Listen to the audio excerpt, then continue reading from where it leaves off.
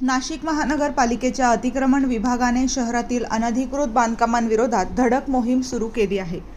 गेल्या 2 दिवसांपासून सुरू असलेल्या या कारवाई अंतर्गत आज सारडा सर्कल परिसरात मोठ्या प्रमाणावर अतिक्रमण हटवण्यात आले। यावेळी 30 ते 40 अनधिकृत बांधकामांवर जेसीबीच्या सहाय्याने कारवाई करण्यात आली। नाशिक शहरातील वाढत्या अनधिकृत बांधकामांवर आळा घालण्यासाठी महानगरपालिकेच्या अतिक्रमण विभागाकडून विशेष मोहीम राबवण्यात येत आहे।